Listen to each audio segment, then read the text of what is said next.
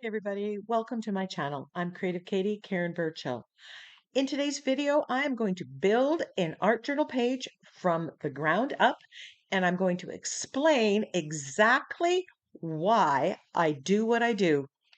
So I'm starting with this gel print that I've done some stenciling on, and I used drywall tape to do the stenciling on. I recently did a video on the uses of drywall tape, and I will link that video. But basically, I'm using the drywall tape as you would any stencil, and I'm using a makeup sponge and applying the paint directly onto whatever surface you want. This can go on the page, onto a gel print to add some interesting detailing. It's very organic. I love the effect, the small scale of it. Here's the video you can look for if you want to find some more uses for drywall tape in your art. So as I said, here I'm using a makeup sponge and I'm applying the paint. This is Prussian blue on this bright, vibrant green. And here I used a stencil brush with the drywall tape, and I believe this was red oxide that I'm using.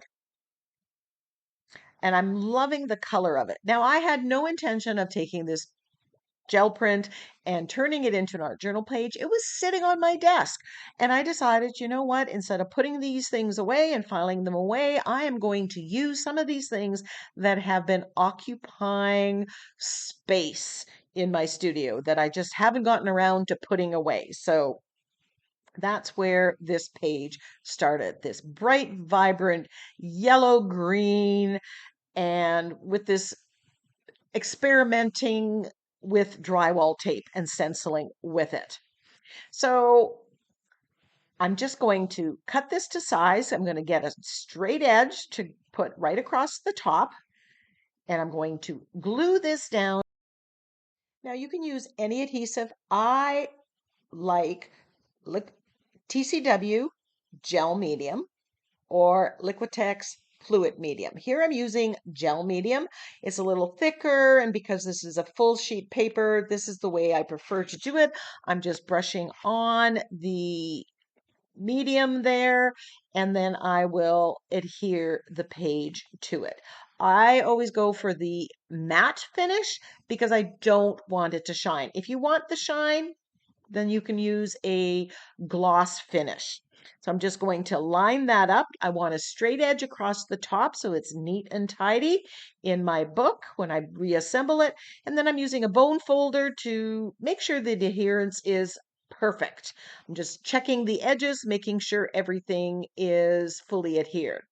So I flip it over because it is easier to cut off the excess from the back side. Now I don't create on the back side of this. I only create on one side. I just find that it works better that I don't get the one side dirty when I'm doing the other side. It just works better for me. So now we have a little bit of white on that edge. So I'm grabbing some yellow green, some of the blue that was in there, and just colorizing what the little gaps there, just to fit that all in. And then I'm going to look around my desk and see what other little bits that I have, other elements that go together. And I have this peacock, and I like how the colors in the peacock resemble the ones in the background. Then I grab my peacock feather stencil. This is from the Crafters Workshop, and I thought, okay, these are go togethers. Now on that peacock printable, there was some stamping that was vintage looking script, and I wanted to bring that into the background. So I looked through my stamps and I picked out a couple stamps that I am just stamping on with black archival ink. Why archival ink? Because it is permanent when it's completely dry. It's not going to reactivate when I put any wet medium or glue anything down. So there's the kind of the stamping, the vintage feel. on there. So I just really want to mirror that and tie everything together.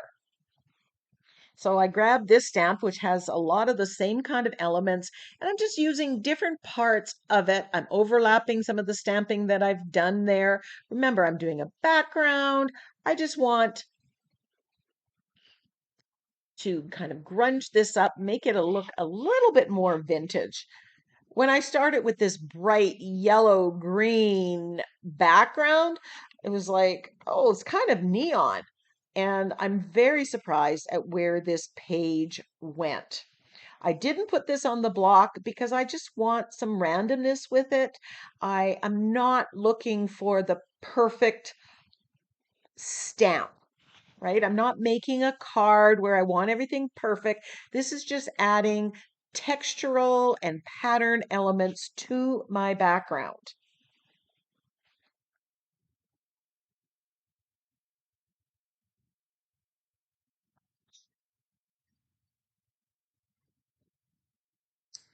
I'm liking how that's looking. Maybe go that way, but that way wouldn't work because I put some of the script and it would be sideways. I have this element. This is a coffee filter that is blue, and I'm thinking, oh, I could make this, add this to here. No, it's not exactly, it goes with the background, but it doesn't really go with the peacock.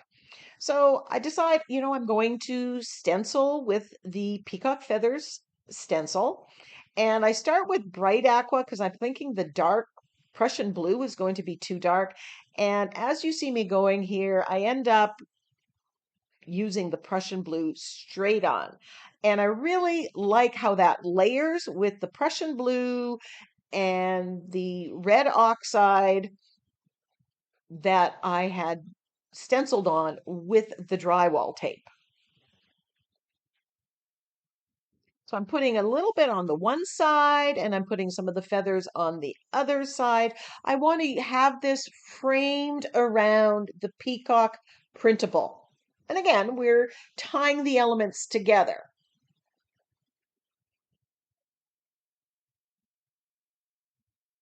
So I'm kind of testing this out, always bringing it back in, seeing where do I want this? Is this good enough? I don't need to put any of this peacock feather stenciling in the middle because I plan on putting that printable there.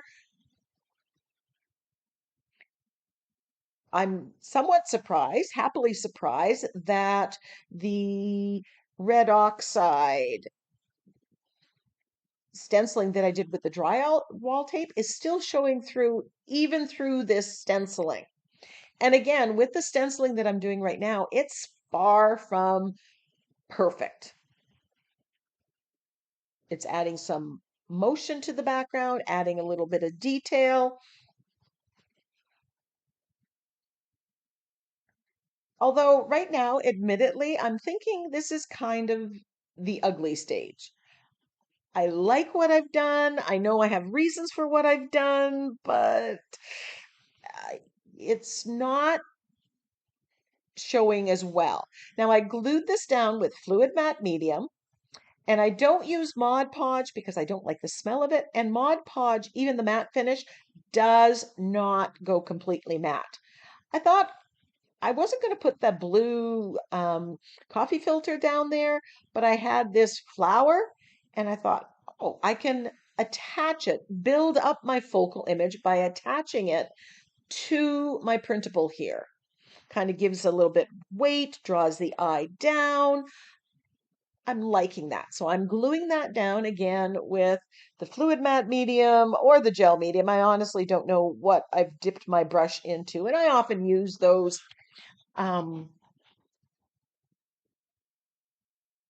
grabbing whatever is closest. Then, because my peacock in the printable is somewhat faded, my printer, isn't always the best printer, I'm just adding some color to the printable. I'm overpainting.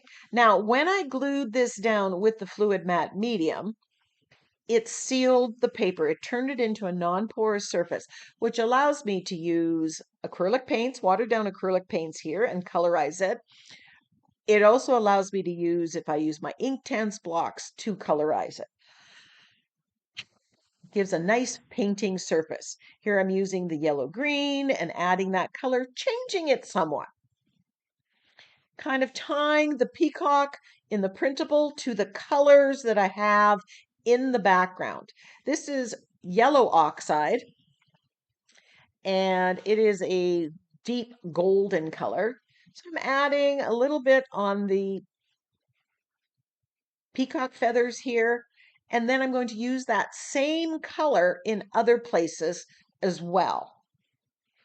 It's a nice golden color. So I'm just freehanding the peacock motif on that tail feathers. Even I'm adding a couple that weren't there.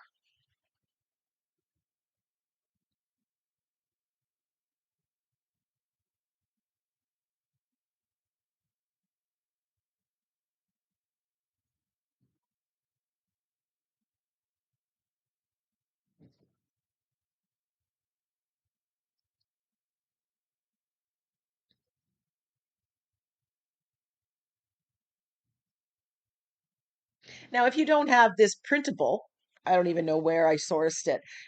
There are some lovely napkins from NINNYSNAPKINS.com that have peacocks that might be this scale. You could frame it onto a page where you've done some stamping and basically duplicate what you see me have here that I had as a printable, but build up your own printable. Now I did the round the frame with that yellow oxide, and that really enhanced the overall effect. And I thought, okay, this is going to be okay. Then I wanted to add a little bit of contrast with the white. And so I grabbed this stencil. This is called Screen View, and I'm using modeling paste from the Crafter's Workshop. And I'm adding this in 3 places. Odds always seem to work best. Now, at this minute, I was thinking that flower I was going to leave white. And so this was going to tie in with the white flower. But when you are doing an art journal page, you need to go where the page leads. And sometimes it goes exactly where you think it's going, and sometimes you got to change your plan.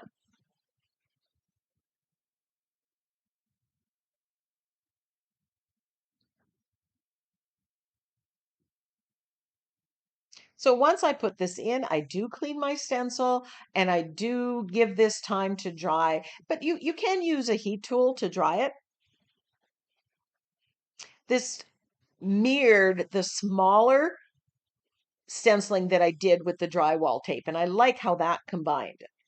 So here I decided I'm going to use that yellow oxide and paint this flower yellow. And I'm watering down the paint. In some of the areas, it's a little darker, a little lighter, depending on how much I've watered it down. And that's giving some variation to the colorization of this flower. Basically, I'm cheating on the highlights and lowlights. I want it yellow, but I don't want it flat. I don't want it, one tone is never a good thing. I could have mixed a little bit of burnt sienna or the red oxide into this, and that would have given it a nice hue as well. Also, the yellow oxide that I framed around the peacock, I could have done that in gold, and that would have added a little bit more bling and make it a little bit more special. So here I've got some of the yellow oxide on that flower, and then I grab the drywall tape and I'm just pressing into this. And I'm hoping that you get to see this because it's leaving some texture. It's lifting some of the paint off, leaving some kind of an imprint, some texture to it, making it just not so plain and boring.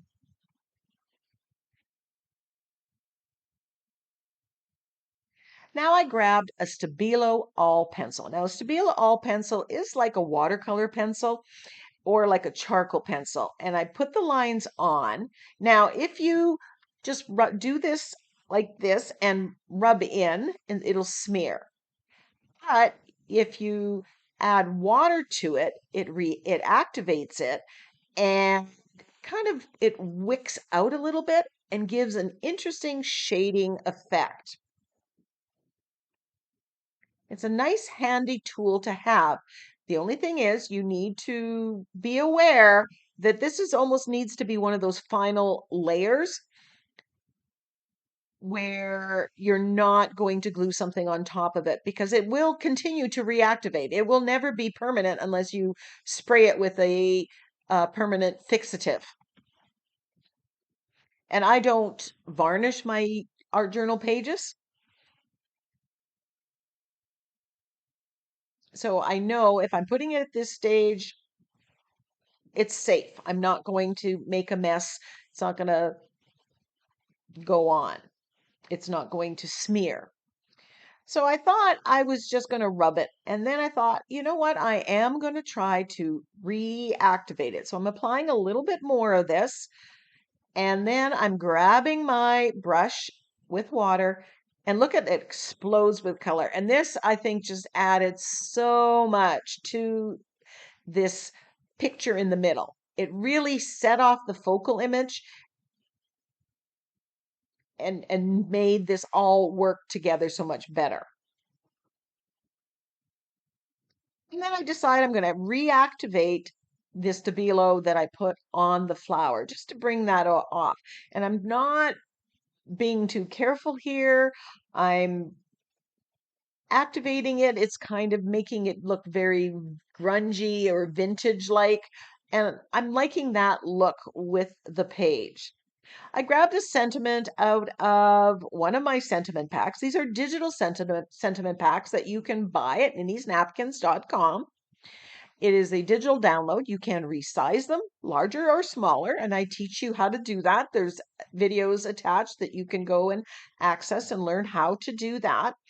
I have probably over a dozen sentiment packs there, all based on a theme. So if you're interested, want some sentiments for your pages and projects, please go check it out. I will link that in the description box. Here I'm using some shading here. I'm using black acrylic paint and my shading around just frames the page. It's always something that I like doing to a page.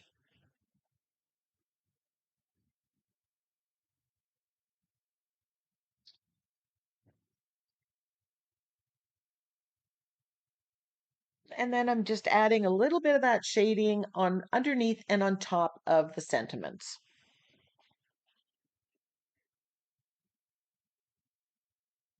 And here I'm still reactivating some of that stabilo. I'm getting a little bolder, a little braver. I'm liking the effect, but I'm not doing every part of it. So some are a little bit more coming out. I grab my gold paint that I have thinned with water. I just keep it in the bin and I'm splattering with my fan brush. I find that I get the best size splashes with the fan brush.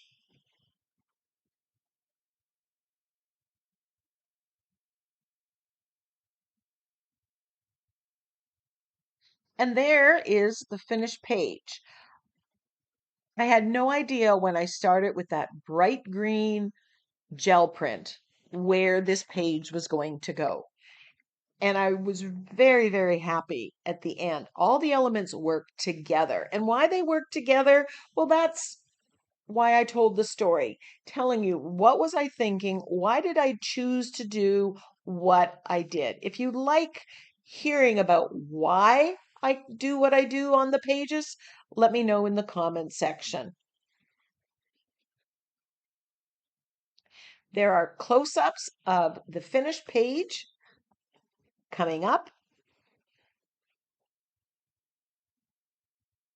Please check out any of the links in the description box below.